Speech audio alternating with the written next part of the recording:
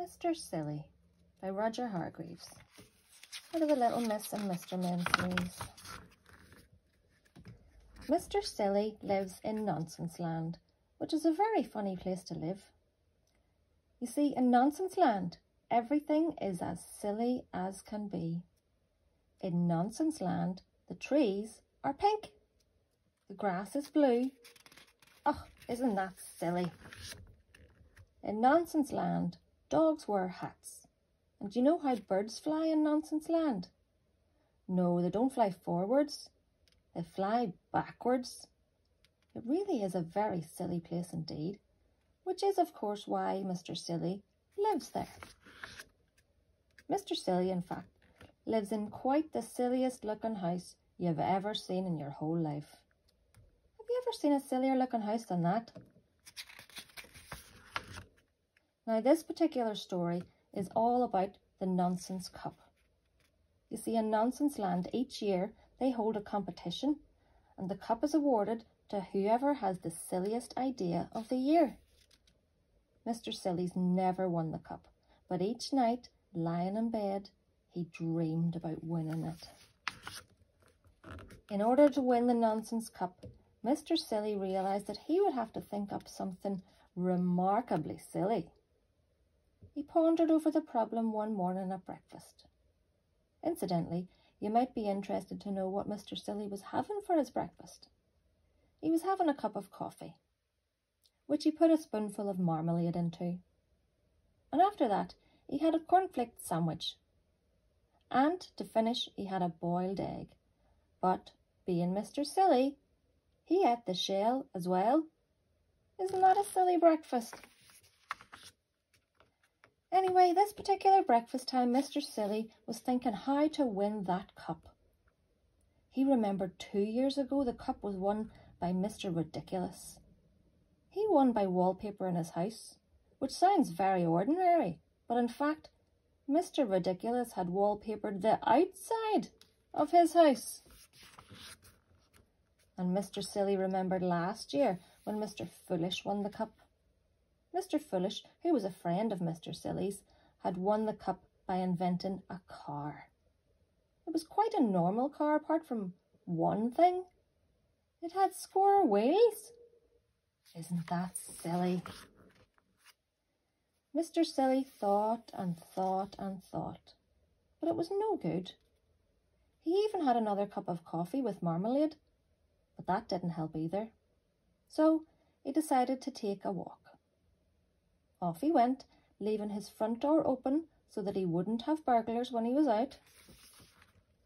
On his walk, Mr. Silly met a chicken, wearing Wellington boots and carrying an umbrella. "Wouldn't it be silly if you didn't wear Wellington boots and carry an umbrella?" he said to the chicken. "Meow," said the chicken, because animals in Nonsense Land don't make the same noises as they do in your country. On his walk, Mr. Silly met a worm wearing a top hat, a monocle and an old school tie. "Wouldn't it be silly if you didn't wear a top hat and a monocle and an old school tie?" he said to the worm. "Quack, quack," said the worm. Next, Mr. Silly met a pig wearing trousers and a bowler hat. "Wouldn't it be silly if you didn't wear trousers and a bowler hat?" he said to the pig. "Moo," said the pig. Isn't that silly? It was the middle of Mr. Silly's walk when he had an idea. It was a beautifully silly idea, quite the silliest idea he'd ever had. He hurried into town and bought himself a pot of paint and a paintbrush. The day of the great awarding of the Nonsense Cup arrived. A huge crowd assembled in the city square to see who was going to win the cup. The King of Nonsense Land mounted the specially built platform. "Ladies and gentlemen," he said to the crowd in the city square, "it is my pleasure today to award the Nonsense Cup to whoever has had the silliest idea of the year."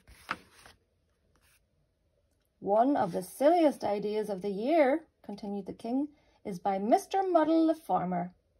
He has managed to grow, of all things, a square apple. The crowd clapped as the square apple was held up by Mr. Muddle for everyone to see. He felt sure he was going to win. However, said the king, and Mr. Muddle's face fell, we have an even sillier idea entered by Mrs. Nincompoop. It was a teapot, quite the silliest teapot there ever had been. The crowd broke into thunderous applause. Therefore, I have great pleasure, announced the king, in presenting the nonsense cup to... Just then he looked up and stopped in astonishment. Now, in the middle of City Square, there's a tree. It's always been there. And it was this tree that the king was looking at in astonishment. What, he cried, has happened to that tree? Everybody turned to look. The tree had green leaves, bright green leaves. Not pink leaves like all the trees in Nonsense Land, but green. There was an amazed silence. It was me, piped up Mr. Silly. I painted all the leaves green last night when you were all asleep. A green tree, exclaimed the king. Who ever heard of a green tree? A green tree, shouted the crowd. How silly! And they all started to applaud. Mr. Silly smiled modestly. The king held up his hands. I think, he said, that this is the silliest idea I have ever heard of, and therefore I award the nonsense cup to Mr. Silly. The crowd cheered, and Mr. Silly went pink with pride. And a bird, perched high up in the branches of the silly green tree, looked down. Woof, it said, and flew off backwards. The end.